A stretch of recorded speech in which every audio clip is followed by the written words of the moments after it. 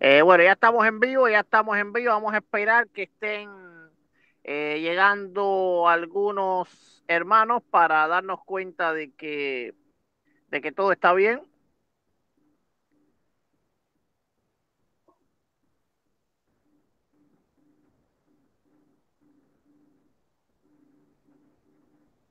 Ahí mi esposa anda comprobando. Ya está allá porque veo hermanos en línea. Tú estás usando el internet, tu teléfono, ¿verdad? Ok, perfecto. Ok. Que Dios les bendiga, mis amados hermanos en Cristo y mis amigos que ya son parte de este tu canal cristiano, Reflexiones del Pastor.com. Este es el pastor y evangelista Eduardo Gutiérrez y hoy vamos a estar llevándoles a ustedes la segunda parte del debate sobre la vigencia del sábado, sobre si la iglesia tiene o no tiene de manera obligatoria, es decir, como un mandamiento que guardar o que cumplir el sábado. El sábado vamos a estar hoy nuevamente pues debatiendo con el teólogo sabatista Andrés Bello. ¿Cómo se va a llevar el debate el día de hoy? Pues va a ser simple, muy sencillo. Él va a tener un tiempo de 40 minutos y yo un tiempo de 40 minutos. Este debate lo queremos extender. Esta es la segunda parte. Va a tener más parte, pues creemos que es un tema bastante profundo, bastante profundo. Entonces le damos la bienvenida a todos. Por favor, estén compartiendo para que muchos sean edificados con la palabra del Señor. Entonces, sin más dilación, yo voy a darle ahora el paso a Andrés Bello para que él comience a exponer sus 40 minutos. Ahí le pido a mi esposa que está aquí conmigo que me lleve la hora. A que él empieza. Bendito sea el Señor y bueno, también la mía. Eh, bueno, allá vamos. Voy a ponerlo a usted entonces en cámara. Ok, el tiempo es de usted. Bueno, pastor, antes de que comiencen a correr los minutos, antes de que comience a correr el temporalizador, yo también voy a tener aquí en mi celular el tiempo. Quería simplemente saludar a nuestros amigos que están conectados, darles la bienvenida, pedirles que en lo posible para que tengan en cuenta el contexto de este debate, que puedan ver también la primera parte del debate grabado hace 8 días para que puedan entender los argumentos que presentaremos hoy. Hoy intentaré dedicar una buena parte del tiempo que se me ha dado para refutar algunos de los argumentos usados por el pastor Eduardo el sábado pasado. Así que quisiera que ellos entendieran este contexto para que entiendan por qué inicio directamente con estos temas. También pedirles nuevamente, como lo hice hace 8 días, que mantengamos un espíritu cordial y de respeto, aún dentro del chat, que recordemos que somos cristianos, que recordemos que somos creyentes, que no hayan descalificaciones, sino un respeto mutuo, que recordemos que podemos pensar diferente y aún así poder ser amigos, poder mantener una armonía entre creyentes. Esa es una pequeñita introducción antes de que comience mi tiempo. Ahora sí, eh, quiero arrancar con el tiempo, voy a ponerlo aquí. Ok, ya comienza el tiempo. Muy bien, pastor, estuve escuchando su video, estuve analizando los puntos que usted presentó y quedé con algunas preocupaciones que hoy quiero compartir tanto con usted como con nuestros amigos que están allí observándonos a través de su canal. Eh, Una de las primeras premisas antes de arrancar es que nosotros los cristianos aceptamos la Biblia como única regla de fe. Me imagino que usted, pastor, estará de acuerdo conmigo en que todas nuestras creencias tienen que estar fundamentadas y basadas únicamente en la Biblia. Con esto en mente me preocupa en cierta forma, cuando usted citó Marcos capítulo 2, versículos 27 y 28, cuando Jesús dice que el día de reposo fue creado por causa del hombre, usted dijo que el sábado no es desde el principio, sino que se trató de una interpretación de Moisés. Mi pregunta para usted sería, ¿en qué parte este pasaje está afirmando lo que usted quiere enseñar? Porque el texto de Marcos 2 en ninguna parte está diciendo esto y realmente dice lo contrario. Marcos capítulo 2 está diciendo justamente que el sábado fue hecho por causa del hombre, es decir, desde el principio, cuando fue creado. Número 2, me gustaría que también tuviéramos en cuenta el tema de las reglas de hermenéutica. O hacemos exégesis o hacemos eisegesis. Yo me imagino que el pastor debe tener algo de idea y conocimientos tanto del griego como del hebreo, ¿no es cierto?, para hacer la hermenéutica. Exégesis, como lo dice su palabra, de la preposición griega ex, significa extraer del texto su mensaje, ¿no es cierto?, la intención inicial y original del autor. Y eisegesis, que es lo contrario, eis es de la preposición griega que significa meter mi forma de pensar al texto bíblico. Un exégeta bíblico responsable extrae el mensaje de las escrituras y evita meter su forma de pensar al texto bíblico. ¿Por qué hago esta distinción entre la exégesis y la eisegesis? Y la importancia de dominar los lenguajes bíblicos como lo es el hebreo y el griego. Porque me dejó un poco preocupado, pastor, que usted haya afirmado que se trató de una interpretación, el hecho de que Moisés escribiera Génesis narrando 6 días de la creación, que usted diga que fue una interpretación de Moisés que pone en duda la confiabilidad de los escritos, y no solamente de los de Moisés, sino los de todos los autores bíblicos, al poner en duda o al decir que fue una simple interpretación humana. Es decir, si creemos, como lo dijo el pastor Gutiérrez, mi contendiente en este debate, que Moisés en cierta forma se equivocó en su interpretación y que los demás profetas y autores bíblicos que escribieron posteriormente sobre el sábado no recibieron revelación de Dios, sino que solo estaban interpretando basados en el error de Moisés, entonces estamos echando por el suelo el proceso de inspiración dirigido por el Espíritu Santo y este debate no tendría ningún sentido. Estamos tirando a la basura las escrituras y las estamos colocando al mismo nivel de un libro cualquiera que puede ser interpretado de cualquier forma. Es decir, sin escrituras no hay creencias, sin inspiración no hay escrituras. Y sin esta inspiración y sin estas escrituras no existiría el cristianismo. Y podríamos dudar convenientemente de la misma manera del Nuevo Testamento para negar la fe. Podríamos decir que Pedro simplemente malinterpretó, que Pablo puso su opinión personal e interpretó de tal manera, y estaríamos negando entonces el proceso de la inspiración de las escrituras del Nuevo Testamento. En otras palabras, o aceptamos la inspiración de Dios en el proceso de escritura del canon bíblico, o echamos a la basura tanto el Antiguo como el Nuevo Testamento. Por eso con el tema de los días de la creación, me parece un poco forzada su aplicación, pastor, para concluir que el mundo solo fue creado en 3 días, basado en el argumento de que para que los 3 primeros días existieran, tendrían que haber existido lumbreras. Su explicación y su argumento, pastor, es que como no había sol y como no había proceso de rotación, entonces no habían días, que la creación solamente fue en 3 días y que Dios realmente descansó un 4º día que no tuvo final, que todavía existe. Primero que todo, eso es totalmente antibíblico.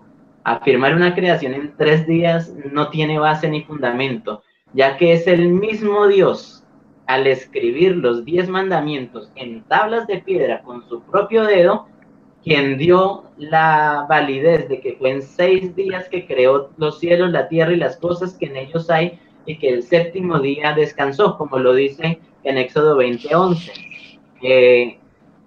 Dios mismo consideraba no una creación de 3 días, sino una creación de 6. Por eso le pregunto al pastor Gutiérrez, ¿será que Dios nos mintió o Dios también interpretó mal? Yo podría decir, bueno, es que Moisés interpretó mal, pero recordemos que los 10 mandamientos fueron escritos directamente con el dedo de Dios en tablas de piedra. ¿Se equivocó Dios al igual que Moisés? Ahora, no solamente Génesis 1 y 2 y Éxodo 20 mencionan una creación en 6 días. Son numerosos los pasajes de las escrituras que mencionan que gracias a esto es que se estableció un ciclo semanal. Todos los autores que mencionaron eso entonces se equivocaron, vuelvo y lo repito como lo dije al principio, estamos dudando de la confiabilidad de las escrituras, Dios entonces no los inspiró y estaríamos echando por el suelo tanto las escrituras como el cristianismo. Ahora, es interesante que, como dice el pastor, un día se rige por el movimiento de la rotación de la Tierra sobre su propio eje. Es cierto. Así es que establecemos científicamente la duración de un día, lo que se demora el proceso de rotación. Para el año, sabemos que es lo que se demora el proceso de traslación del planeta Tierra en darle una vuelta completa al Sol. Y que cuando hablamos de los meses están, por así decirlo, determinados por los ciclos lunares, ¿no es cierto? Sin embargo, yo le hago una pregunta, tanto al pastor como a nuestros oyentes. ¿Qué movimiento de los astros, sea de la Tierra, del Sol o de la Luna, es el que determina una semana de 7 días, como la que tenemos hoy en día? Estoy seguro que ninguno podrá responder esa pregunta. Y la razón es simple, porque no existe ningún ciclo en los astros para determinar una semana de 7 días. La única razón que existe para que tengamos una semana, un ciclo semanal de 7 días, fue la creación de Génesis en 7 días literales, tal cual está registrada en las escrituras. Es la única forma. Es más, llama la atención que muchas de las civilizaciones antiguas también tuvieron un ciclo semanal de 7 días. Los romanos tuvieron una de 8 días, pero luego también se pasaron al ciclo semanal de 7 días. En otras palabras, no hay ninguna evidencia para decir que la creación fue en 3 días. Ahora, Génesis 1 y 2, usted tiene toda la razón al decir que es muy distinto al libro de Éxodo, ya que mientras Éxodo habla de normas y de leyes, Génesis está hablando narrativamente, hablando de literatura, están escritos en prosa narrativa, lo que muestra que la intención del autor era considerarlos como eventos literales, reales e históricos. Algo que quiero explicar de lo que dijo el pastor en el video pasado acerca del orden de los días de la creación y que llama mucho la atención según Génesis capítulo 1. Para nuestros amigos que están escuchando, tal vez algunos textos los lean directamente de la Biblia, otros por cuestiones de tiempo no los podré leer, pero intentaré parafrasearlos o decirlos pronto o al menos citarlos. Todo es por cuestión de tiempo y espero que lo comprendan. Génesis capítulo 1 dice en el versículo 3, y dijo Dios sea la luz, y fue la luz. Y vio Dios que la luz era buena, y separó Dios la luz de las tinieblas. Y llamó Dios a la luz día, y a las tinieblas llamó noche. Y fue la tarde y la mañana un día. Yo hago una pregunta, pastor. En ninguna parte del pasaje dice que día se refiera al bien y que noche se refiera al mal, como usted lo aplicó en el video. Es más, aquí todavía no ha entrado el pecado en el mundo. ¿Bajo qué parámetros usted dice que al crear Dios la noche, entonces estaría creando el mal? Ahora, hay que ver un paralelo entre los días de la creación, y es que el primer día corresponde con el cuarto día, es decir, un día Dios crea una parte y luego la completa, el segundo día con el quinto día, el tercer día con el sexto día, y lo mismo ocurre con la creación del hombre y la mujer. Cuando estudiamos el orden en el hebreo de la creación, vamos a entender que en el primer día Dios crea el día y la noche, en el cuarto día Dios crea las lumbreras para diferenciar ese día y la noche, es decir, complementa la creación del día primero. En el día segundo Dios crea la expansión de los cielos y crea los mares. y en el quinto día rellena esa extensión de los cielos con aves y rellena los mares con peces y monstruos marinos. En el día 3, él crea la tierra seca, las plantas, los árboles que dan fruto, y en el sexto día esa tierra que estaba muy linda, llena de vegetación, pero estaba deshabitada, Dios crea entonces ahora animales de toda clase, mamíferos, cuadrúpedos, bueno, de toda clase, y también crea al hombre. Es decir, Dios crea algo un día y luego lo completa. Interesante porque sucedió algo muy similar con la creación de Adán y Eva. Dios crea al hombre y sin embargo, aunque es perfecto, dice que es bueno que esté solo y le crea su complemento a la mujer. Y allí viene la expresión para todos los días, que dice fue la tarde y la mañana del día 1 o del segundo día o del tercer día. Esto es importante entenderlo porque la palabra que se utiliza para día, pastor, en el hebreo, es la palabra hebrea yom, que en el Nuevo Testamento, aunque aparece, perdón, en el Antiguo Testamento, aunque aparece más de 2300 veces, solamente aparece 150 veces acompañada de un numeral ordinal, es decir, primer día, segundo día, tercer día, cuarto día, quinto día, y siempre las 150 veces que aparece John acompañado con un numeral ordinal, siempre esas 150 ocasiones se utiliza para referirse a días literales de 24 horas. La pregunta que deja el pastor entonces es, ¿pueden ser considerados los primeros 3 días de la creación como días de 24 horas al no existir aún las lumbreras? ¿Será que esos primeros 3 días no pueden ser considerados de 24 horas o días como los entendemos hoy en día solo porque todavía no había sido creado el sol? Lo primero que tenemos que entender, amigos que nos están viendo y también Pastor Eduardo, es que el cuarto día no fue creado el tiempo terrestre. Según el libro de Génesis, el tiempo ya había sido creado. Apenas el cuarto día se crearon los astros que servirían para guiarnos. Dice,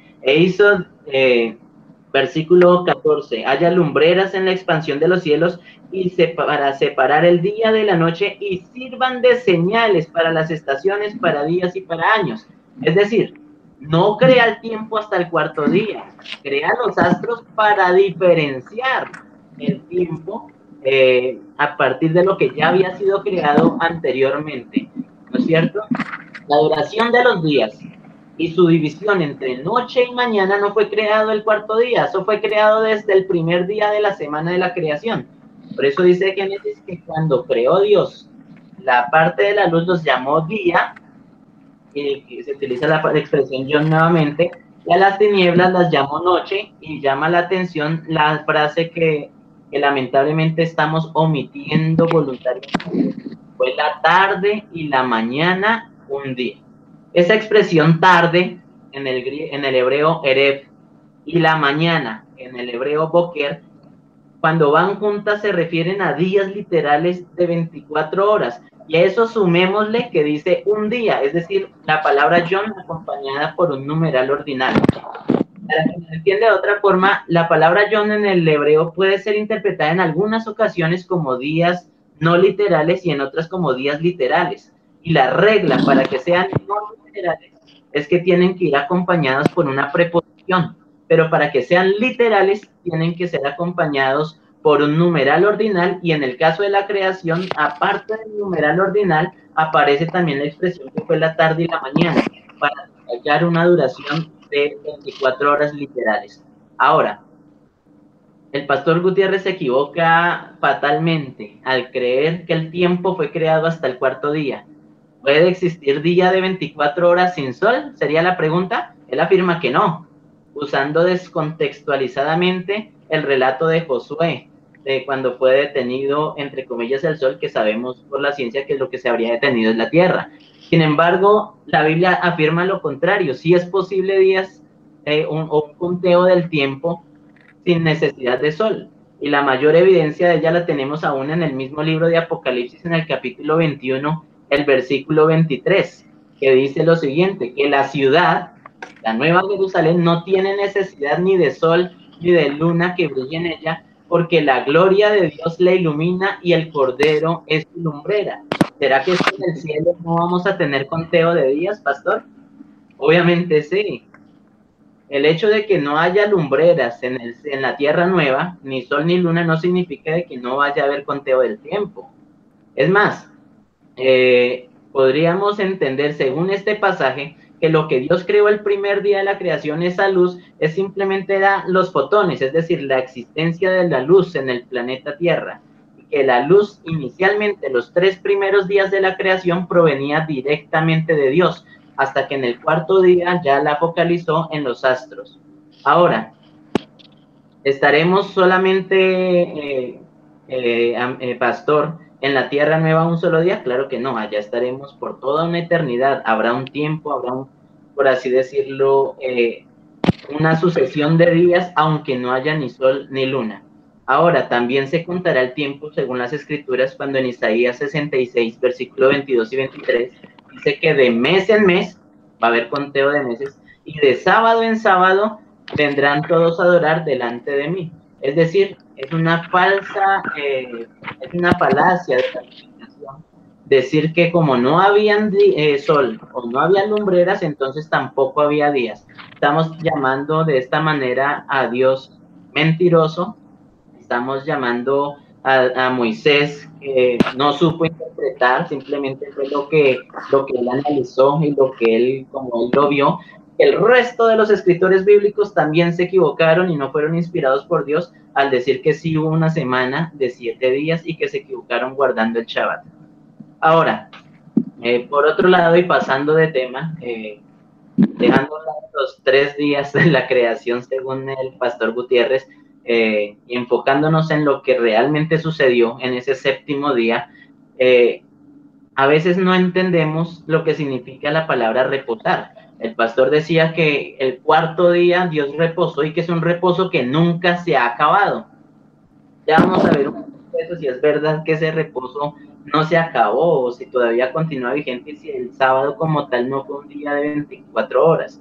Sin embargo, creo que hay una confusión en cuanto al significado de las palabras hebreas que se usan para reposo. Una de ellas está en Éxodo capítulo 31, el versículo 17.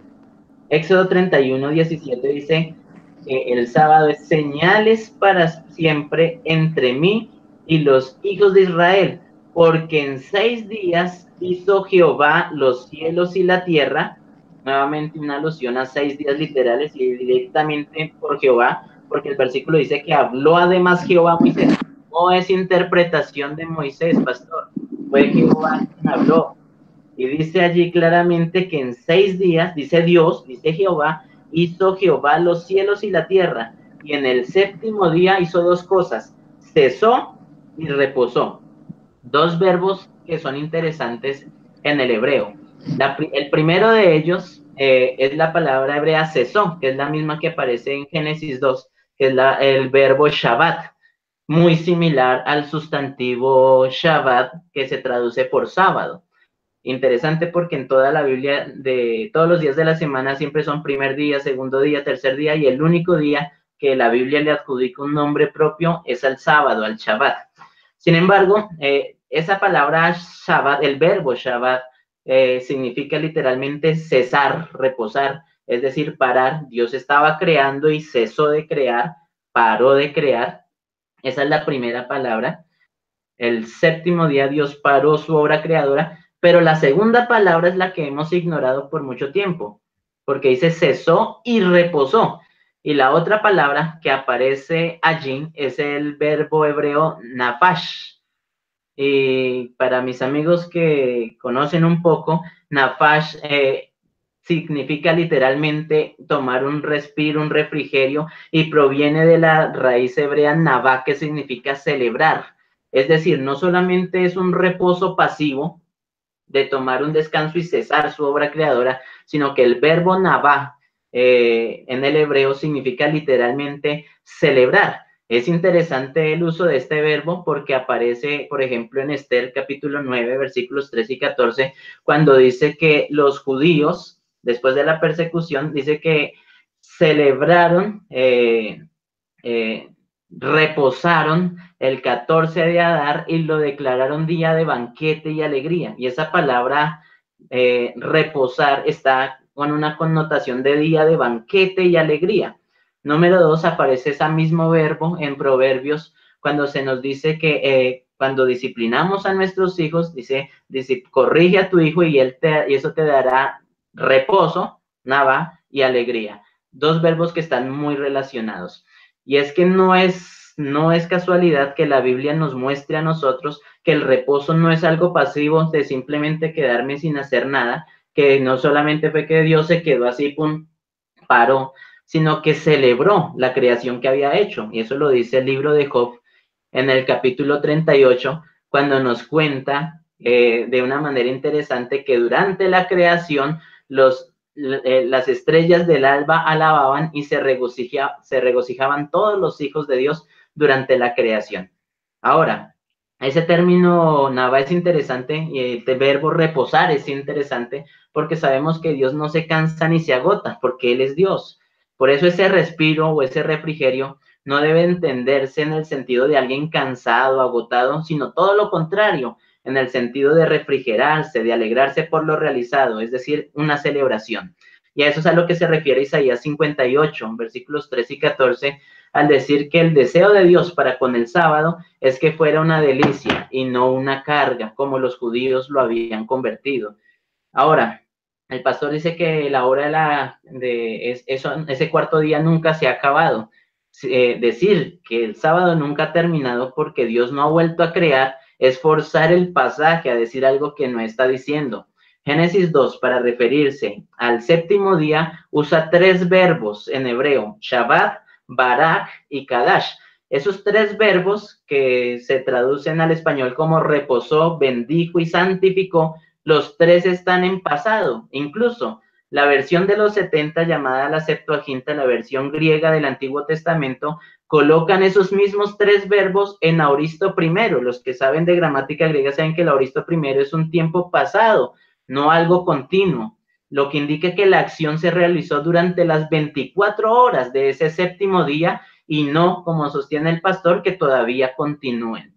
Esas referencias indican que el deseo de Dios de que el ser humano imitara su ejemplo, es decir, como no es un libro normativo, el libro de Génesis, como lo es el libro del Éxodo, sino que es un libro simplemente narrativo, está mostrando de que el deseo de Dios era que el ser humano imitara su ejemplo. No existe en el libro de Génesis un mandamiento así escrito, no codiciarás la mujer de tu prójimo. Sin embargo, se nos presenta desde el libro de Génesis que la codicia era mala, que matar era malo, que robar era malo, y así para cada uno de los 10 mandamientos, mostrándonos que los principios de la ley eterna de Dios no eran solo para el pueblo de Israel, como equivocadamente se ha afirmado, porque el mandamiento de no matarás no fue solamente para los israelitas, sino para toda la humanidad. De la misma manera, el resto de los 9 mandamientos. Ahora, estas referencias que hemos leído indican que el deseo de Dios es de que el ser humano imitara su ejemplo, y Jesús durante su encarnación quiso devolverle el verdadero sentido al sábado, tal como estaba profetizado por Isaías, que el Señor por amor a sí mismo se encargaría de magnificar su ley y engrandecerla. Es decir, Jesús le devolvió el verdadero significado ese día. Los fariseos decían que no se podía sanar, Jesús dijo sí. Dice el pastor que Dios guardó un día de la semana, que si Dios guardó un día a la semana, eso es perder la lógica. Sin embargo, los cristianos no nos guiamos, pastor, por la lógica, sino por las escrituras, que afirman que Dios reposó el séptimo día. Por eso le pregunto al pastor, ¿tendremos que ponerle también lógica a los milagros de las escrituras? No, estoy seguro que no. Tenemos que aceptarlos por la fe. Ahora, regresando al tema de los escritores bíblicos que se equivocaron al tomar ese supuesto error de Moisés, dado que lo consideraban profeta, pero que él era un simple humano que se equivocaba, como afirma temerosamente el pastor, debo advertirle al pastor Gutiérrez que debe revisar sus creencias en cuanto al valor de las escrituras y en cuanto al proceso de revelación, inspiración e iluminación de las mismas, porque le recuerdo las palabras de Pedro, pastor, segunda de Pedro capítulo 1, versículos 19 al 21. Dice, tenemos también la palabra profética más segura, la cual hacéis bien en estar atentos, como una antorcha que alumbra en lugar oscuro hasta que el día esclarezca y el lucero de la mañana salga en vuestros corazones. Entendiendo primero esto, pastor, que ninguna profecía de la Escritura es de interpretación privada. Es decir, la palabra de Dios no puede ser aplicación personal ni interpretación privada. Ni siquiera Moisés ni los profetas dieron interpretaciones privadas, porque nunca la profecía fue traída por voluntad humana, sino que los santos hombres de Dios hablaron siendo inspirados por el Espíritu Santo. Ni Moisés ni los profetas se equivocaron al decir que fueron 7 días y que 6 días de creación y que el séptimo día reposó, y mucho menos Dios se equivocó al escribirlo en tablas de piedra con su propio dedo. Ahora, si Moisés escribió una simple interpretación personal, Pedro y los demás profetas también nos mintieron. Con todo respeto, pastor, si aún se tratara de interpretación, prefiero creerle a la interpretación de Moisés que a la suya. ¿Sí? Preferiría creer a la interpretación de Moisés y de los profetas que a la interpretación que el pastor le está dando. Y le devuelvo la pregunta, pastor. Aquí vemos cómo por no estudiar la Biblia, usted decía que por no estudiar la Biblia correctamente, millones de cristianos están equivocados en cuanto al día de reposo y otras cosas. Yo se la devuelvo, por no estudiar la Biblia correctamente es que millones de cristianos tienen tantas ideas diferentes y no se guían por lo que dice realmente el texto bíblico. Ahora, el pastor también haciendo referencia nuevamente al texto de Marcos capítulo 2, dice que el sábado fue hecho por causa del hombre por la dureza del corazón. Yo me pregunto, ¿cómo conectó esos dos textos que nada tienen que ver? Pastor, ha unido dos pasajes por la fuerza para dar un mensaje que no existe. Se lo repito, pastor, un texto fuera de contexto no es más que un pretexto. Ya vimos que el sábado sí viene desde la creación, que sí fue un obsequio de Dios para el hombre y que Dios sí reposó ese día literal de 24 horas. Ahora, el pastor dice que todos los días son para Dios. Y dice el pastor que la norma para el judío era el Shabbat y que para los cristianos es todos los días. Pero ¿será eso lo que enseña la Biblia? ¿Será que Dios dejó el sábado solo para los judíos? ¿Hay alguna evidencia de que los cristianos guardaban otro día como sagrado o todos los días como lo afirma el pastor? Porque la única referencia bíblica que hizo el pastor fue Hechos capítulo 2 cuando dice que ellos todos los días partían el pan. Pero eso no es una evidencia de que todos los días deban ser considerados sagrados. Jesús partió el pan por primera vez con los discípulos en aquella primera Santa Cena, fue un jueves, y eso no significa de que el jueves fuera jueves santo, o que se considerara a partir de ese momento ese jueves como el nuevo día de reposo. Eso sería una falacia en la argumentación. Ahora, tenemos que hablar entonces a partir de este momento acerca de los 10 mandamientos en el Nuevo Testamento. Dice el pastor que el sábado está completamente ausente en el Nuevo Testamento, a diferencia de los otros mandamientos que sí fueron mencionados. Pero yo quiero decirles, amigos, que esto es totalmente falso. De la misma manera como citó el pastor que Juan pidió que huyeran de la idolatría en primera de Juan capítulo 5 versículo 21, o que huyeran de la inmoralidad sexual o de la fornicación, también encontramos 56 referencias positivas al día de reposo en el Nuevo Testamento. El pastor dice que no hay un capítulo entero acerca del día de reposo. Yo se lo digo, sí lo hay, pastor. Tal vez lo hemos interpretado mal y no lo hemos entendido, pero sí lo hay. Y es Hebreos capítulo 4. Si Dios lo permite, ya lo voy a explicar en unos momentos. Sin embargo, yo le devolvería la pregunta, pastor, porque en un video anterior usted decía que para probar una doctrina se necesitaría un capítulo entero para hablar del sábado. Yo le pregunto, ¿será que existe un capítulo entero para hablar del diezmo?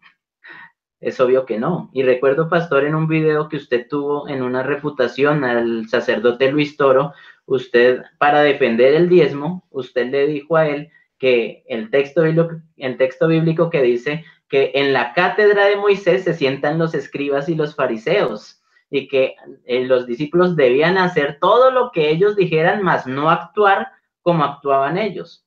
¿Por qué ese texto aplicaría para el diezmo y no para el sábado, pastor? Eso sería forzarlo a conveniencia solo para el tema de los diezmos, más no para el tema de la ley de Dios, que es eterna, y que los 10 mandamientos fueron escritos con el dedo de Dios, mientras que el tema del diezmo hacía parte era de la ley mosaica.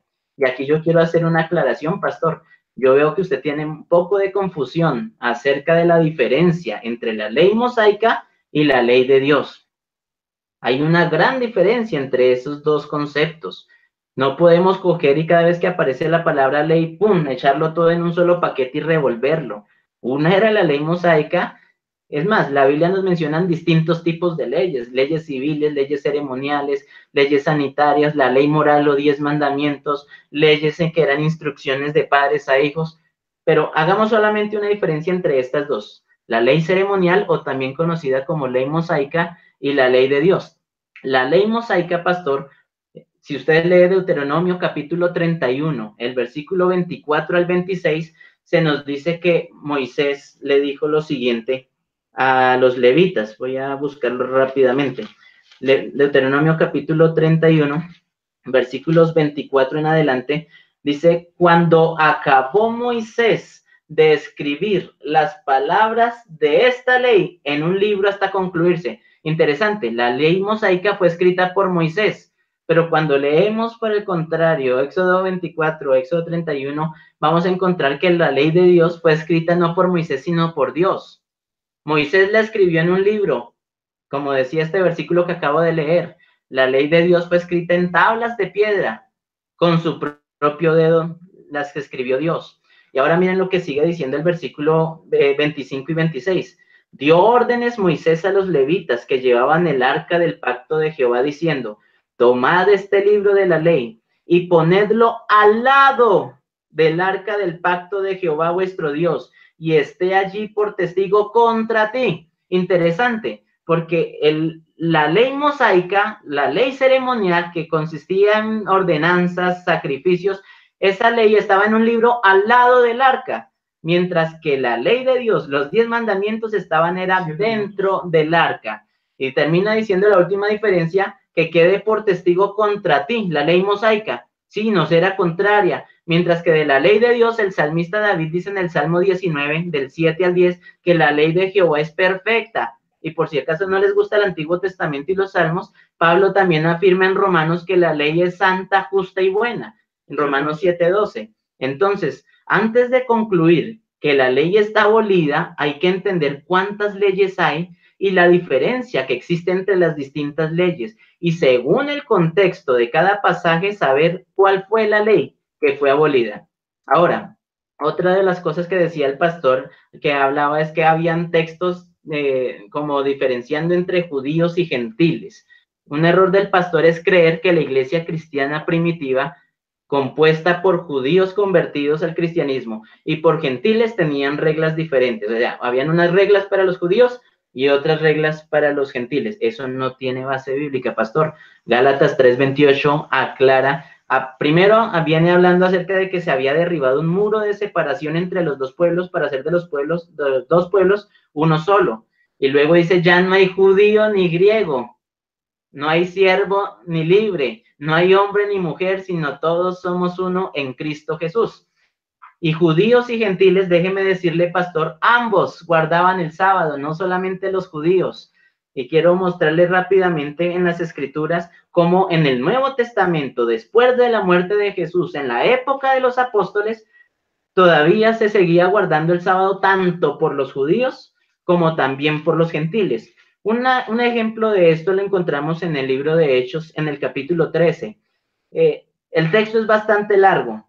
Voy a detenerme únicamente en el versículo 42, porque dice que cuando salieron ellos, es decir, los apóstoles, de la sinagoga de los judíos, primer grupo, los judíos, sí, estaban los judíos allí en la sinagoga ese sábado, según el contexto, dice que los gentiles les rogaron que el día siguiente, que el siguiente día de reposo o el siguiente sábado les hablasen de estas cosas. Es decir, no solamente los judíos estaban reposando el sábado en Hechos 13, también los gentiles. Otro ejemplo lo encontramos en el libro de Hechos, en el capítulo 16, en el versículo 3.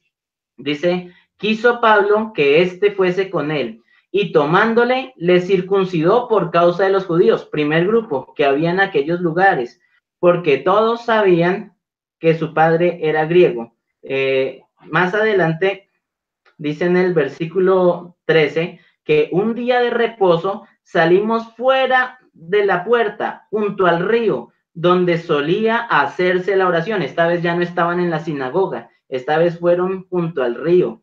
Y dice, donde solía hacerse la oración, y sentándonos hablamos a las mujeres que se habían reunido. Es interesante, pastor, porque esto ocurrió no en Jerusalén, sino que fueron a Neápolis, una ciudad llena de gentiles. Es decir, que los que estaban reunidos junto al río, a las afueras de la ciudad, guardando el sábado, eran gentiles, pastor.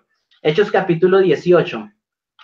También nos dice en el versículo 4 que Pablo discutía en la sinagoga todos los días de reposo y persuadía tanto a judíos, un grupo, como a griegos, es decir, los gentiles. Pastor, judíos y gentiles tenían las mismas normas y ambos guardaban el día de reposo. La confusión no se la tiene al malinterpretar Hechos capítulo 15. Hechos capítulo 15, el concilio de Jerusalén ha sido mal entendido y mal aplicado lamentablemente, porque usted está confundiendo la ley ceremonial, vuelvo y lo repito, con los 10 mandamientos de la ley de Dios. Ahora, Hechos capítulo 15 nos muestra que hasta las épocas del concilio de Jerusalén, en el año 49 o 50, más o menos fue ese concilio, para esas épocas aún se guardaba el sábado. Y ahora, como le decía en el video pasado, pastor, si para los judaizantes era un escándalo completo que Pablo dijera que ya no era necesario circuncidarse o seguir las leyes mosaicas, ojo la aclaración, mosaicas. Imagínese el revuelo que hubiera existido en la iglesia de Jerusalén, que eran bastante afines todavía al judaísmo, para que Pablo hubiera dicho que ya no era necesario guardar el sábado, que se podían guardar todos los días. Pastores, hubiera creado un revuelo completo en la iglesia primitiva y hubiera quedado registrado en las escrituras. Sin embargo, el texto nos dice que el debate fue por, número 1, la circuncisión, y número 2, por cosas competentes a la ley ceremonial, no a los 10 mandamientos de la ley de Dios. Hay que hacer esa aclaración. Es más, el versículo 21 dice, porque Moisés desde tiempos antiguos tiene en cada ciudad, no solo Jerusalén, pastor, en cada ciudad quien lo predique en las sinagogas donde es leído cada sábado. Es decir, todos los sábados se seguía leyendo la ley de Moisés, tanto los judíos como los gentiles, sin importar el contexto en el que se encontrara la ciudad. Ahora, pregunto, ¿guardó Jesús el sábado? El pastor dice que no. Yo le digo, pastor, pues la Biblia dice lo contrario. Lucas 4:16 dice que como acostumbraba el día de reposo, lo guardó y fue a la sinagoga. Lamentablemente ya se me va a acabar el tiempo. El otro argumento del pastor era que los sacerdotes profanan el sábado. Pastor, eso es una manera forzada de interpretar ese pasaje. ¿Por qué? Porque está hablando de un trabajo sagrado. Jesús había venido a dar un verdadero conocimiento de cómo guardar el sábado. Era aparente profanación, aparentemente estaban quebrantando el sábado al sanar, y es interesante porque es que no se menciona que Jesús haya hecho milagros por nombre propio los otros días, sino que le coloca el nombre propio es al sábado. La mayor parte de los milagros de Jesús fueron realizados en sábado para mostrar y devolverle un significado al sábado.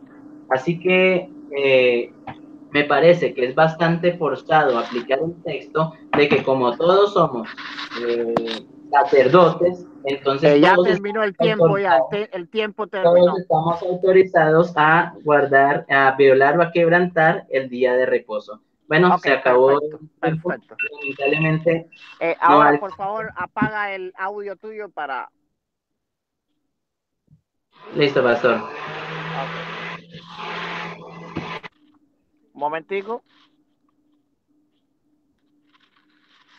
Bueno, yo también me voy a tomar un tiempecito antes de que comience para dar también una introducción como lo hizo mi amado oponente. Bueno, es importante que ustedes sepan que lo que él dijo, que este debate tuvo una primera parte, es un buen punto que se me olvidó a mí tocar en el principio. Así que por favor vayan todos a ver la primera parte del video. Cuando termine el debate, yo voy a unir las dos partes para que entonces ustedes puedan analizar las dos partes. Ok, vamos entonces ya con mi tiempo. Bien. Gloria sea al Señor. Bueno, hoy vino bien agresivo mi amigo, bien agresivo mi amigo. Bueno, pero pues su astucia lo prendió porque él se basó literalmente, espero que me estés escuchando bien, en atacar mis argumentos y no en ninguna manera en el tema del debate, que es probar que el sábado está vigente en la iglesia. Él dice que habían 36 referencias al sábado, pero no expuso ninguna clara. De la iglesia guardando el sábado. Es decir, todo el tiempo él lo consumió en atacar mi argumento del Génesis, el cual ahora yo lo voy a contar refutar. Pues es claro, él tuvo una semana para preparar esos argumentos. Yo voy a tener segundos para poder entonces contrarrefutarlo, pero con la ayuda del Señor lo voy a hacer y bien contundentemente. Bien. Ok, número uno, él dice, apunté algunos argumentos. Número uno, él dice que, que el sábado fue creado desde el principio, esto es absolutamente, pues esto es una gran tergiversación de la escritura, porque la escritura dice que el sábado fue hecho por causa del hombre. Y la pregunta que yo le hago ahora al teólogo adventista Andrés Bello es que si el hombre fue hecho desde el principio. No, en ninguna manera. El hombre no fue hecho desde el principio. Y si el sábado fue hecho por causa del hombre, entonces él está literalmente tergiversando la escritura al decir que el sábado es desde el principio. Entonces eso está refutado. El número 2 dice, bueno, él dice que decir que los hombres dieron una interpretación a la revelación es negar la escritura. Es decir, está diciendo que al yo decir que los hombres, en este caso Moisés, dieron una interpretación a la revelación es negar la escritura, contradecir o ir en contra de la escritura. Bueno, Andrés Bello, si fuese de esa manera, tendrías que literalmente echar a la basura, por ejemplo, tanto el Evangelio de Mateo como el de Lucas, que tienen una diferencia grande en cuanto a la genealogía de Jesucristo. Pero no solo eso, sino que mi amigo hoy trajo un doble discurso. Si ven bien en el primera intervención, en el primer tiempo que tuvimos, es decir, la primera parte del debate, él habla de algo que se llama texto prueba, algo que él usa de manera especial en este tiempo. Es decir, él mismo está violando su propio precepto y está pues usando un método erróneo para analizar la escritura, que es el texto prueba. Él está violando el contexto. ¿Por qué razón? Porque el texto prueba viola el contexto. Él dice que la revelación, es decir, la escritura, tiene que ser tal y como la dio Dios, que los hombres no le daban ningún tipo de interpretación a la revelación. Bueno, si fuese así, ¿cómo es, mi amigo adventista, que tú dijiste en el primer tiempo que tuviste que el texto prueba era un error? Porque había que mirar el contexto. Si tú miras el contexto de quién lo escribe, entonces ya no estás mirando el contexto de Dios. Porque si tú no vas a mirar el contexto del hombre, el contexto, por ejemplo, cultural que tiene el hombre, para poder discernir lo que Dios le está dando, entonces tú estás mirando literalmente la escritura como hecha por la mano de Dios. Y eso no es así. Así que pues tienes un grave problema de doble discurso. Tienes que primero escuchar tus primeros argumentos para no contradecirte tú mismo. Estás usando el texto prueba. Tú tienes que mirar siempre el contexto en el cual fue escrito la escritura. El contexto cultural, contexto lingüístico y contexto textual. Así que Dios no escribe, mi amado amigo teólogo, la escritura con el dedo de él. Así que decir que los hombres de la Biblia dieron una interpretación conforme a su cultura, conforme al lenguaje que ellos escribían y conforme al texto que estaban escribiendo, en ningún momento es negar la escritura. Eso es una falacia argumentativa lo que estás usando. en contra mía. Bendito sea el Señor. Pero bueno, ya te la refuté ya. Ok, tercera. Él dice que la escritura dice textualmente, volviendo a usar el texto prueba, la escritura dice textualmente en Génesis que son días, mañana, tarde, noche, y fueron 7 días, es decir, una semana. Bueno, la escritura de segunda de Pedro 8, segunda de Pedro, sí, no me recuerdo bien creo que es 8 o 10, me parece, gloria sea al Señor. Dice bien claro que un día para Dios son como 1000 años, como 1000 años. Así que yo te hago ahora una pregunta, ¿de dónde tú sacas que Moisés dijo, o de dónde tú puedes dar prueba que Moisés dijo que cada día tenía 24 horas? La escritura dice clarito, la segunda carta de Pedro, no recuerdo bien el texto, pues aquí estoy incómodo, bendito sea el Señor, yo tengo tiempo para buscar la escritura. Ahora, la escritura dice bien que lo que un día es como 1000 años, como 1000 años. Entonces la escritura está diciendo que no se pueden tomar los días literales. Tú estás volviendo a usar el texto prueba, lo cual es una argumentación falaz de la escritura. Ten cuidado con eso, mi amigo. Bueno, él dice que no existía el mal desde el principio. ¿Estás negando la escritura o más bien la desconoce? Más bien la desconoce. Porque primera de Juan 3:8 dice que el diablo peca desde el principio. Así que como tú dices que desde el principio no existía el mal. Hay que ser un poco más escritural y un poco menos teólogo. Bueno, él dice que el sol no, bueno, hay que entender, vamos a ir al tema de los días, al tema de los días, bendito sea el Señor. Ok, hay que entender que él no entiende que el sol no es solo fuente de luz, sino que también marca los días, marca los días. Él dice que en la Nueva Jerusalén hay días sin sol. Le pregunto ahora, y vamos a ver cómo él omite una parte del texto, una parte del texto. Bueno, yo iba a ir más suave, pero él vino muy agresivo. Bendito sea el Señor, así que no tengo que parar. Ok, ahora él omite maliciosamente una parte del texto en el cual dice que no va a haber noche, no va a haber noche. Así que los días que son sin sol, que son tan solo por la luz de Dios, no tienen noche. Así que es una falacia argumentativa decir que cuando en la Nueva Jerusalén hay días sin sol, entonces eso prueba que en Génesis había días sin sol. Apocalipsis 22:5 dice bien claro que no hay noche, no hay noche, bendito sea el Señor. Se los leo rápido. Pero bueno, ustedes lo pueden buscar ahí. Aquí no hay mucho tiempo para dedicarle, bendito sea el Señor. 22:5 dice, no habrá allí más noche y no tiene necesidad de luz de lámpara ni de luz de sol porque el Dios, el Señor, los iluminará. Entonces está aquí omitiendo textos de manera pues tendenciosa. Eso es algo que no debe de hacer, mi amigo. Ok, él dice que yo digo que el séptimo día nunca acabó. No, eres tú el que defiendes que Moisés estaba hablando de 7 días semanales. Así que eres tú el que defiendes que ese día nunca acabó, porque la escritura nunca dice que acabó. Así que eso es una premisa tuya, no mía. Dice que hay 56 referencias en el Nuevo Testamento, pero no diste ni aún una.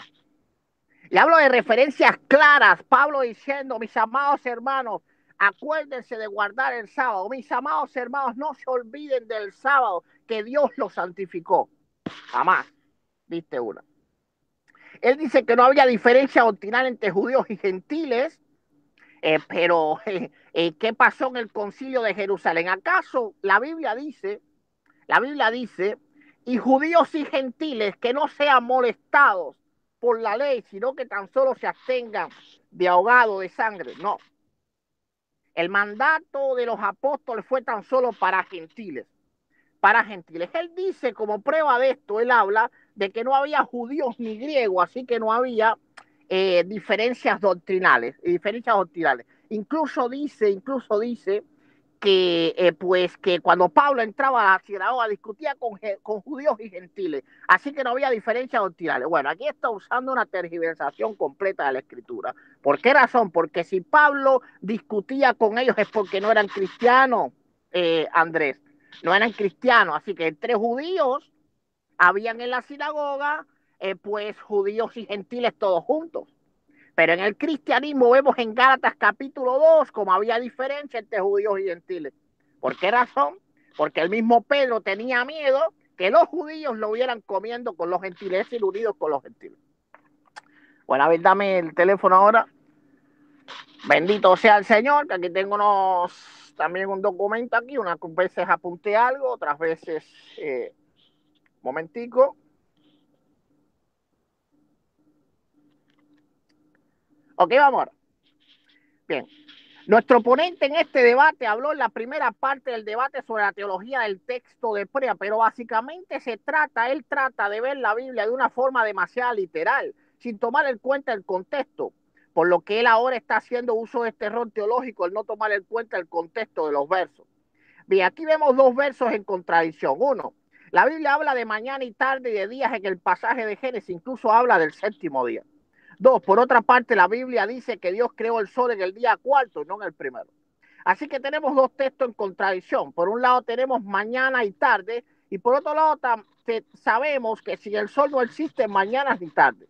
Y tampoco días, porque el sol no solo es el que da la luz, sino también es el que hace que la tierra rote sobre su eje. Sabemos que la Biblia no se contradice, así que no podemos usar el texto textual, es decir, el texto prueba como él está haciendo. No lo podemos usar. ¿Por qué no lo podemos usar? Porque entonces tendríamos dos textos en contradicción, que de paso es lo que está haciendo mi oponente, está llevando dos textos a contradicción, pero solamente tomando en cuenta uno, que la Biblia habla de días, y no tomando en cuenta que el sol se creó en el día cuarto. Aquí tenemos que ir al contexto y es lo que yo haré, yo no haré lo mismo que él hace. Y el número uno, ¿qué lenguaje usa el libro de Génesis en su relato de la creación? Hay que buscar el contexto, usa un lenguaje alegórico. Veamos algunos ejemplos. Dios todo lo creó, lo que lo creó era bueno, porque él mismo lo dice, pero la Biblia dice que la tierra estaba desordenada y vacía, las tinieblas estaban sobre la faz del abismo. Bueno, eso es algo alegórico. ¿Qué son esas tinieblas? Y dijo Dios, sea la luz y fue la luz. Dios es la luz. ¿Qué era esa luz? Era la luz material que nosotros vemos ahora. ¿Cuál era esa luz? No era la luz del sol, porque el sol fue creado en el día cuarto. Él puede argumentar que eran los fotones, no lo sabe. Él está insinuando que la Biblia dice algo que no dice. A ver, bien, dice, llamó Dios a la luz día y a la tiniebla llamó noche, pero vemos que no había creado el sol. Aparecen los términos tarde y la mañana del día primero, pero no, él no creó el sol hasta el día cuarto. Vemos textos que obligatoriamente tienen un sentido teológico, oculto, espiritual y no terrenal o material. Mi amigo teólogo sabatista está mirando estos textos fuera de contexto textual, cultural y lingüístico. Está usando la falacia del texto de prueba. Por ejemplo, las tinieblas y las noches podían ser, vamos a poner un ejemplo, después voy a argumentar más sobre esto. Podrían ser demonios, el diablo dice, la Biblia dice que el diablo peca desde el principio. La Biblia dice que el diablo peca desde el principio. Y la luz podían ser los ángeles que habían sido creados después. El proceso de mañana y tarde podían ser las luchas espirituales que estaban siendo libradas desde la creación. Estoy tan solo argumentando. Después yo voy a decir específicamente qué es. Lo que estoy diciendo es que cuesta trabajo a cualquiera entender qué es lo que está diciendo. Y por lo tanto no se puede leer de manera literal. Así que no se tomen en cuenta los argumentos que estoy dando como un cierre de que la Biblia dice esto. Solamente estoy argumentando de que su lenguaje era alegórico. Bendito sea el Señor. No hay dudas de que el diablo atacó al hombre apenas el hombre fue creado. Así que se sobreentiende que él acechaba la creación de Dios desde el principio.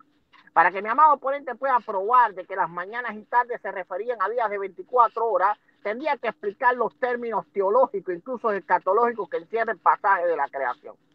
Él está haciendo uso del texto prueba para decir que eran días, pero no puede probarlo, porque tendría que probar antes que tiene una explicación para todos los elementos que reúne este pasaje. Si él quiere usar el método textual para entender el pasaje de Génesis, entonces tendría que explicar algo que no hizo, todos los argumentos o los elementos alegóricos que él tiene. Por otra parte, esto contradice el contexto, porque si él asegura que son 7 días terrenales y no pueden existir días terrenales sin existir sol, él podrá decir que Dios tiene el poder para crear días sin sol, pero él no puede probar que Dios lo hizo. No puede probar que Dios lo hizo, por lo tanto es inválido el argumento. Es como decir que Dios creó los extraterrestres en esos 7 días y poner como prueba que Dios tiene poder para hacerlo. En un debate bíblico no es sustentable basarse en el poder de Dios, sino en su palabra. Y su palabra no dice que Dios creó extraterrestres, como tampoco dice que creó días sin sol. Eran días de 24 horas, así se debe de mantener ese mismo sentido literal para comprender que no pueden haber días de 24 horas sin sol, porque el sol no solo es el que provee la luz, sino también el movimiento de rotación que define las 24 horas. Vamos a ver, el contexto cultural de que Moisés no sabía que los días dependen del sol, no solo por la luz, sino por el movimiento de rotación y traslación de la tierra. Es decir, él no está tomando en cuenta nada de esto, tampoco está tomando en cuenta el contexto textual, el cual denota que existen elementos que deben de ser estudiados, que no deben de ser estudiados fuera del contexto, y además el contexto lingüístico, porque no toma en cuenta que el lenguaje del relato de la creación está repleto de términos teológicos. Elementos como 7 días, tinieblas, séptimo día, abismo, día, noche, antes del sol, etcétera, etcétera, son sin lugar a dudas elementos de un mensaje espiritual que Dios quiere transmitir, y por lo tanto no debe de ser tomado textualmente, de manera literal. Por el contrario, elementos como el mar, la tierra, el sol, el ser humano, son elementos de la creación y pueden ser tomados literalmente. En otras palabras, que el discernimiento que usa mi oponente se basa en elementos difusos como días de 24 horas sin sol, algo que no puede probar, y séptimo día que jamás existió, porque el discernimiento se basa en los elementos que podemos ver sin la necesidad de entender términos que se escapan de nuestra comprensión. Y es simplemente para que existan días terrenales tiene que haber sol. Y como el sol fue creado en el día 4, entonces el séptimo día jamás existió. Ojo con esto, de manera literal. 2. El mensaje de Génesis 1 y 2 no es un mensaje literal, sino profético respecto al Mesías y no a los días de la semana. Este es el mayor error que noto en la doctrina sabatista respecto al pasaje de la creación. Mi amado oponente está entendiendo que Dios habla de cosas terrenales como días de la semana, porque no comprende el simple hecho de que Dios en este pasaje habla de cosas celestiales especial y directamente habla del Mesías. Veremos que el día séptimo no es un día, sino Jesucristo mismo. Estudiamos el texto en su contexto para no caer en el error doctrinal del teólogo adventista, el error del texto prueba. Número 1, la Biblia dice, Juan 1, dice el verbo hecho carne, dice, en el principio era el verbo y el verbo era con Dios y el verbo era Dios. Este era en el principio con Dios. Vayamos ahora a Génesis 1 y veremos que dice, en el principio creó Dios los cielos y la tierra. Anotemos que la Biblia dice también en el capítulo 1 de Juan, todas las cosas por él fueron hechas y sin él nada de lo que ha sido hecho fue hecho. Vemos aquí una clara relación entre Génesis y Juan capítulo 1. En Génesis dice que en el principio creó Dios los cielos y la tierra. Ahora nos preguntamos quién es el principio. Juan nos aclara dejándonos saber que Jesús es el principio. En Apocalipsis capítulo 3, verso 14 dice, y escribe al ángel de la iglesia en Laodicea, aquí el amén, el testigo fiel y verdadero, el principio de la creación de Dios. Dice esto. Entonces, Génesis 1 quiere decir, en Jesucristo creó Dios los cielos y la tierra. Bien, ya vamos entrando en contexto real de relación, el contexto real del relato de la relación, de la creación, perdón, no la falacia argumentativa que usa mi amigo adventista. Ahora sigamos y seguiremos viendo a Jesús en el pasaje. Dice Juan capítulo 1, 4 y 5. En él estaba la vida y la vida era la luz de los hombres. Y la luz en las tinieblas resplandece y las tinieblas no prevalecieron contra ella. Volvamos a Génesis. Y dijo Dios sea la luz y fue la luz. Y vio Dios que la luz era buena y separó Dios la luz de las tinieblas. Entonces Génesis 3 y 4 habla de la vida que Dios puso en su Hijo para que era el primogénito de la creación diera vida, es decir, luz a la creación. No estoy hablando que el Hijo fue creado, sino que Dios puso el poder de la vida en él. Las tinieblas en este caso apuntan hacia dos cosas. Una son fuerzas demoníacas y la otra es la no existencia, es decir, la muerte por no existencia. Llámese muerte el estado antes de la existencia, es decir, la no existencia. Dios quería crear al mundo que no estuviera vacío, sino que estuviera lleno de vida, y esa vida estaba en su Hijo Jesucristo. Como escribió Juan, en él estaba la vida y la vida era la luz de los hombres. La luz en las tinieblas resplandece y las tinieblas no prevalecieron contra él. Bueno, hemos visto que el mensaje de Génesis no es un mensaje de cosas terrenales y vanas, eh, sino un mensaje mesiánico, es decir, no son cosas terrenales como piensa equivocadamente mi amigo adventista. Vamos a seguir el análisis. En otra ocasión haré un estudio exhaustivo del Mesías en el relato de la creación, pero por razones de tiempo iremos directo al día séptimo. Génesis 2:1. Fueron pues acabados los cielos y la tierra y todo el ejército de ellos. Y acabó Dios en el séptimo día la obra que hizo y reposó el día séptimo de toda la obra que hizo. Y bendijo Dios al día séptimo y lo santificó, porque en él reposó de toda la obra que había hecho en la creación. El reposo de Dios es un día, claro que no. Dios reposó, claro que no. La Biblia dice, no desfallece ni se fatiga, mi amigo adventista. Lo dice Isaías 40:28. Mi amado oponente Andrés Bello está viendo cosas terrenales como simples días de semana, en lugar de ver el bello mensaje mesiánico que contiene Génesis capítulo 2, en el cual no habla del sábado en ninguna manera, sino del Hijo de Dios. La pregunta es, ¿quién es el reposo de Dios? ¿Es un simple día? Claro que no. El reposo de Dios es su Hijo, porque reposo significa salvación, y esa salvación está en su Hijo, por lo cual Él es el reposo. Significa paz en el corazón, significa bendición, significa sosiego. Bendito sea el Señor. Dice Hebreos capítulo 3, verso 11, por tanto juré en mi ira, no entrarán en mi reposo. Es claro que los israelitas seguían participando del Shabbat, así que no era el reposo el mandamiento dado a los hombres, el Shabbat de Dios, no era el Shabbat de Dios el mandamiento dado a los hombres del cual habla en Éxodo, sino que lo que habla Génesis era una prefiguración al Mesías. Es decir, no entrarán en mi reposo, quiere decir que no entrarán en mi Mesías. Hay que comprender esto. Bendito sea el Señor. Es decir, es claro que los israelitas seguían participando del Shabbat, así ese reposo no era el mandamiento dado a los hombres, sino el Shabbat de Dios, del cual se habla en el libro de Génesis, que prefiguraba al Mesías. A la tierra prometida, que también prefiguraba al Mesías porque fluía leche y miel. Es decir, alimento, y Jesús, alimento, bendito sea el Señor, que quita el hambre para siempre. Disculpen, pero leo en mi teléfono, bendito sea el Señor, no tengo aquí mi computadora. Bien, veamos esto más profundo, así que pido perdón si me confundo al leer. Mateo 12:8 dice, porque el Hijo del Hombre es Señor del día de reposo. Él estaba dejando claro que el Shabbat, que él era el Shabbat de Dios. Él es donde reposan los hijos de Dios. Jesús dijo, Mateos 11:28, venid a mí todos los que estáis trabajados y cargados, y yo os haré descansar. Él nos hace entrar al Shabbat verdadero, del cual habla Génesis 1 o 2, y no del Shabbat, que era un mandamiento de la ley dado a los judíos como señal del antiguo viejo pacto.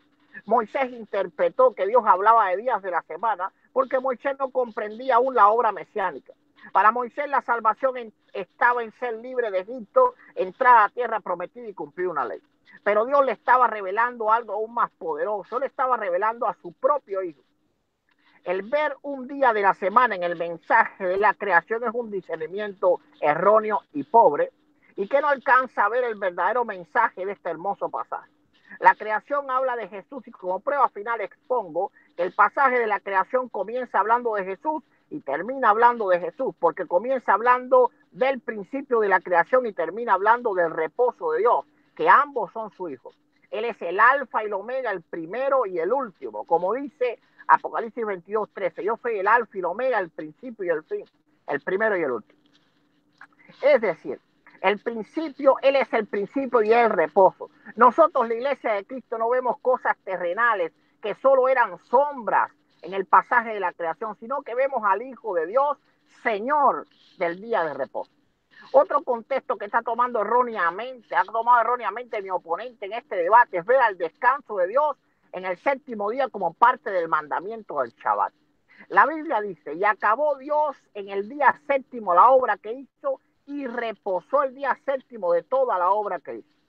Problema número uno, Dios no descansó el día séptimo porque acabó su obra el séptimo día. Hubiera descansado el séptimo día si su obra la hubiese acabado el día sexto, mi amado amigo adventista. La escritura es clara, acabó Dios en el día séptimo, así que jamás hubo un Shabbat. Pero esto se complica aún más cuando vemos que el Shabbat judío comienza en el día sexto y termina en el séptimo. Veamos esto más profundamente. El Shabbat judío comienza el viernes y termina el sábado. Por lo tanto, es un descanso no de un día sábado o un séptimo día, como quiere hacer ver Andrés Bello. Él quiere hacer ver que el Shabbat de Dios en Génesis es el mismo que el mandamiento, pero no es así. Esto es una completa tergiversación de la escritura. Shabbat de Génesis 2 comienza el día séptimo, luego de que ese día se haya terminado el trabajo. Así que Dios trabajó los 7 días, Andrés Bello, y descansó parte del día séptimo. El Shabbat judío, es decir, el mandamiento comienza el día sexto y termina el séptimo. Como vemos, el Shabbat de la creación no fue un día de 24 horas y ni siquiera Dios descansó ese día completo, sino que aún ese día Dios estaba trabajando, estaba violando tu Shabbat. Bendito sea el Señor. Y cuando terminó su trabajo, mi amigo adventista, fue que descansó y por lo tanto no hay Shabbat judío o adventista en la creación. Les recomiendo ver la primera parte del debate para que vean mi explicación sobre todo esto. ¿Cuánto tiempo me queda? Ok. Esto prueba que el Shabbat de mediodía de Génesis no tiene nada que ver con el otro Shabbat de los 10 mandamientos, como intenta probar infructuosamente Andrés Bello. Por lo tanto, ver el Shabbat de los mandamientos en el relato de la creación es un grave error de comprensión y desconocimiento bíblico. Vamos ahora a la refutación. Yo voy a estar refutando ahora cosas que él dijo en la primera parte del debate. Vamos a ver hasta dónde me alcanza. Esto se va a extender. Número uno, él usa el argumento del contexto, diciendo que hemos analizado la Biblia usando el contexto equivocado, pero él solo está asumiendo que su contexto es el correcto, cosa que no solo debe asumir, sino también probar en el debate. Dos, Andrés Bello está usando la teoría de los mandamientos antes de Moisés. Bueno, este argumento es inconsistente respecto al sábado, porque se puede probar la existencia de los demás 9 mandamientos en el Génesis, pero no el mandamiento del sábado.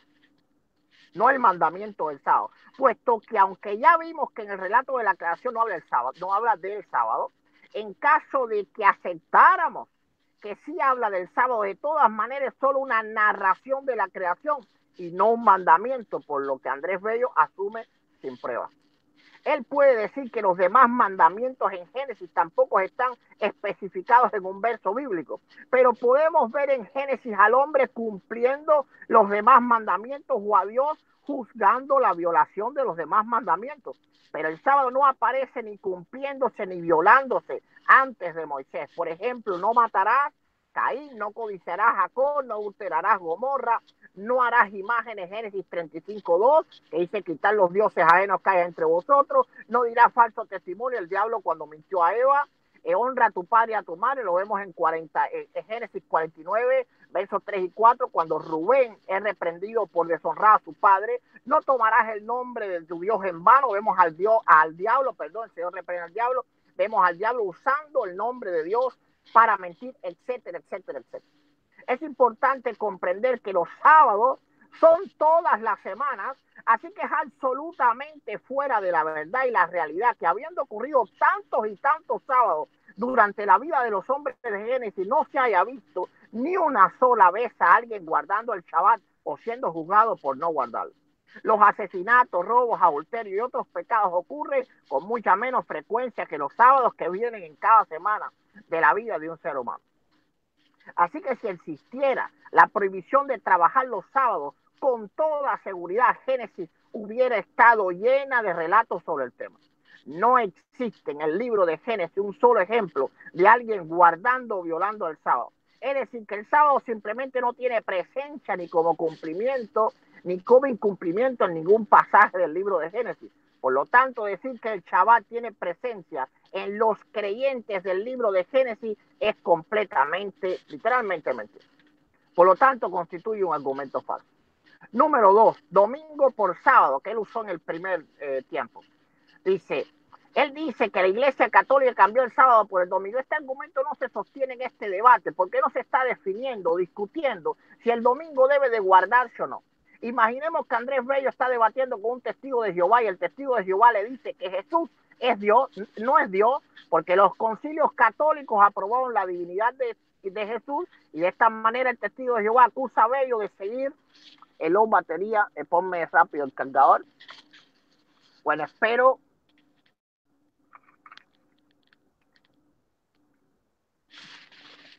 Rápido. Bueno, detengan mi tiempo, por favor, porque se me puso la batería. Ya le puse pausa a su tiempo, tranquilo. Oh, ok. Momentico nada más, ahora puse el cargador, así que ahora debe de volver.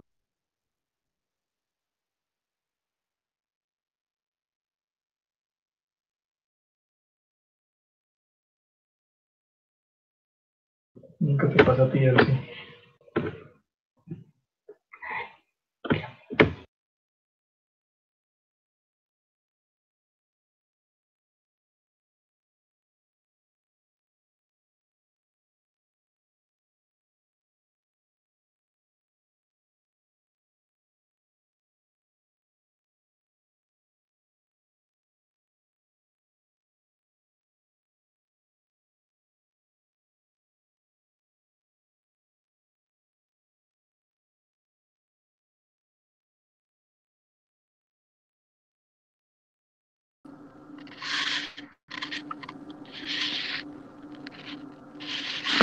Listo, pastor, me avisa para continuar con el tiempo.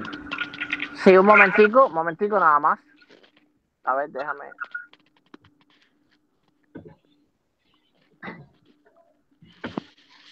Ok, ¿por qué se ve virado hoy?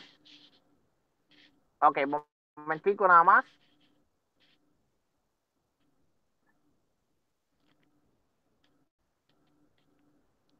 Ok, ya debe estar bien ya. Ok, comienza el tiempo otra vez. Listo, ¿Me pastor. escuchó? Sí, Okay, arrancó. perfecto. Ok. Dice este argumento no se sostiene. Ok, vamos a seguir. Dice lo mismo que usar la declaración de un papa. Bueno, dice, ok. Dice, imaginemos que Andrés Bello está debatiendo con un testigo de Jehová y el testigo de Jehová dice que Jesús no es Dios porque los concilios católicos aprobaron su divinidad, y de esta manera el testigo de Jehová acusa a Bello de seguir doctrinas católicas. Esto es lo mismo que usar la declaración de un papa, el cual yo no reconozco como un argumento contrario a mi posición. Sería un argumento inválido porque yo no guardo el sábado, no por lo que dijo un papa, sino porque entiendo que la escritura no me obliga a hacerlo. Así que estos son argumentos inválidos. ¿Cuántos minutos me quedan? Te quedaban 10 minutos. Ok, dice, mi amado oponente dice que el guardar el sábado no salva. Esto es una falacia que dijo al principio. Vamos a refutarla ahora. Dice, mi amado oponente dice que él que guardar el sábado no salva y que él no viene a defender eso. Pero esto es solo la mitad de la naranja, porque la mayoría de los sabatistas piensan que los que guardan el domingo, tienen el domingo como día de adoración, literalmente son parte de la gran ramera. Especifico que Bello debería de haber significado que no solo el sábado no salva, sino que el domingo no pierde. Porque si no guardar el sábado pierde por regla, entonces guardarlo salva. Como dije, no defiendo el domingo, pero conozco que la mayoría de los adventistas lo demonizan.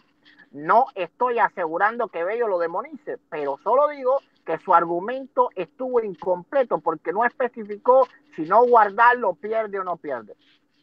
Él usa el argumento de la ley abolida como si nosotros creyéramos que toda la ley fue abolida. Estoy de acuerdo en que toda la ley no fue abolida. El problema es que ese argumento no defiende el sábado, porque los demás artículos de la ley de Dios, como no robar, no matar, no mentir, siguen teniendo presencia clara, directa, no difusa en el Nuevo Testamento, pero el sábado no. Andrés Bello dice que hay una división entre el sábado semanal y el sábado ceremonial. Aunque en la ley se instituyeron varios Shabbat, no existe una división entre ellos. Si preguntas a un judío, él te dirá que el Shabbat es uno solo y es parte de la ley mosaica. Ahora, ese Shabbat se extendió a otras fiestas y ceremonias, pero es uno solo y no existe tal diferencia. Si le dices a un judío que el sábado de reposo no es parte de la ley, literalmente te dirá que desconoces por completo el judaísmo. Si preguntas a cualquier israelita sobre el sábado, te dirá que pertenece a la ley de Moisés y no puede verse desligado de ella.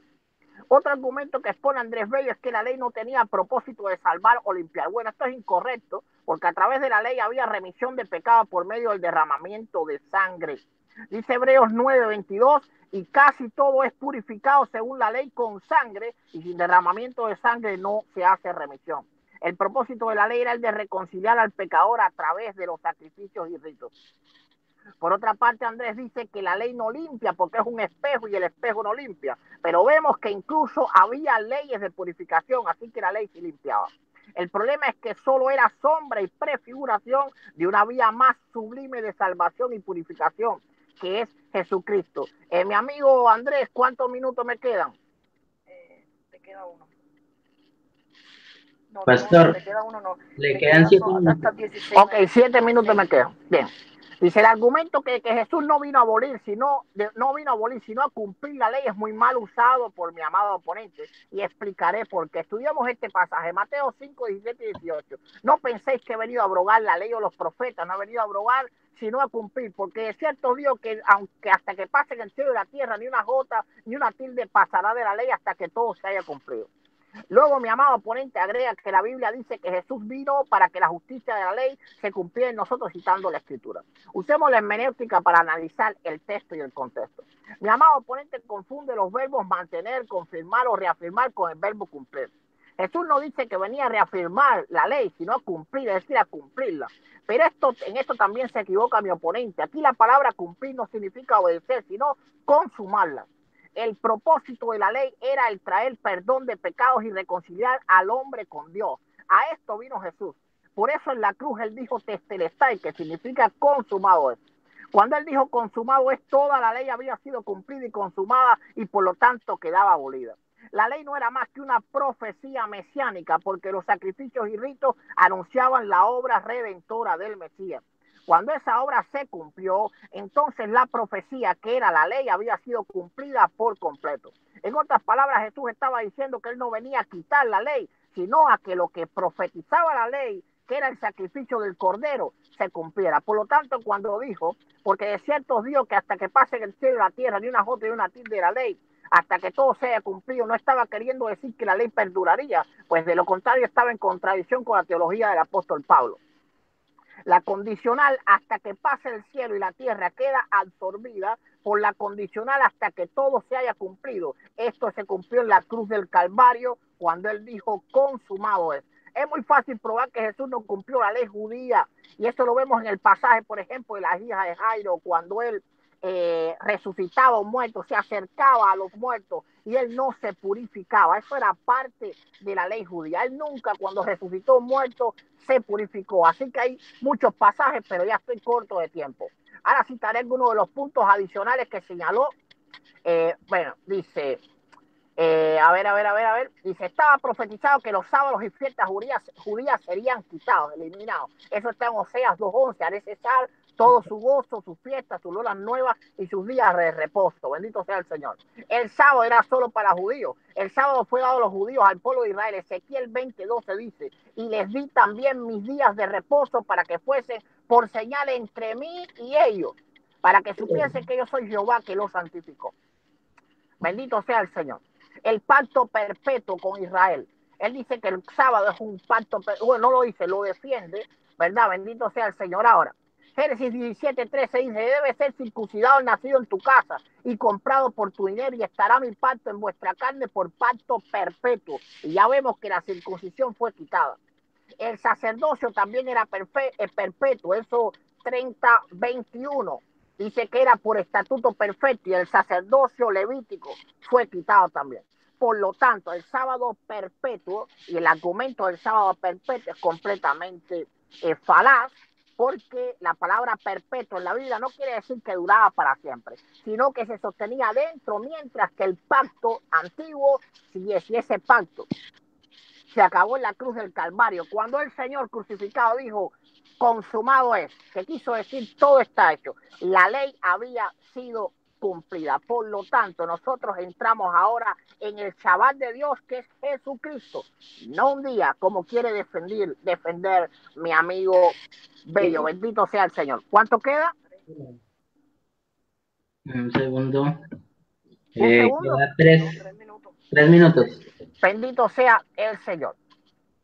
El sábado no es enseñado a guardar en el Nuevo Testamento, y la violación del sábado no es enseñada a guardar, no es enseñada en el Nuevo Testamento como un pecado, pero los demás mandamientos sí son enseñados a cumplir, y la violación de ellos se cuenta como pecado. Por ejemplo, no tendrás dioses ajenos delante de mí, lo vemos en 1 Corintios 8, 4 al 6. No te harás ídolo, lo vemos 1 Juan 5, 21. No tomarás el nombre de tu Dios en vano, lo vemos en Mateo 5, 34. Acuérdate del día de reposo, 0, no lo vemos. Honra a tu padre y a tu madre, lo vemos en Marcos 7, del 10 al 36. Así sucesivamente vemos, no matarás, no cometerás adulterio, no gustarás, no hablarás contra tus prójimos y no codiciarás. Todo está en el Nuevo Testamento. 1 Corintios 6, 9 al 10. Es decir, que los restantes 9 mandamientos quedan validados, no difusamente, sino claramente en el Nuevo Testamento. Pero el guardar el sábado, no.